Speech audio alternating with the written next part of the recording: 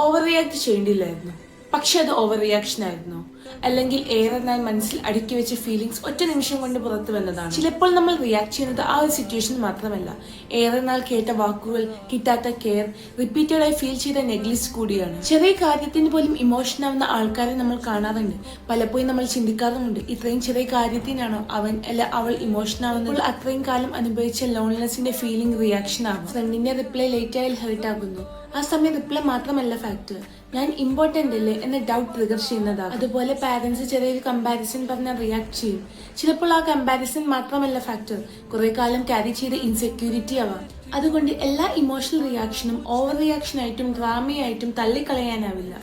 അതുപോലെ തന്നെ നമ്മളെ ഇമോഷൻസ് ജെനുവിൻ ആണെങ്കിൽ പോലും അത് എങ്ങനെ എക്സ്പ്രസ് ചെയ്യുന്നു എന്നതും ഇമ്പോർട്ടൻ്റ് ആണ്. കാരണം നമ്മൾ എക്സ്പ്ലെയിൻ ചെയ്യേണ്ടടുത്ത് എക്സ്പ്ലോർ ചെയ്താൽ നമ്മളെ ഇമോഷൻസ് മനസ്സിലാവുന്നതിന് പകരം നമ്മളെ റിയാക്ഷനാണ് കാണപ്പെടുക.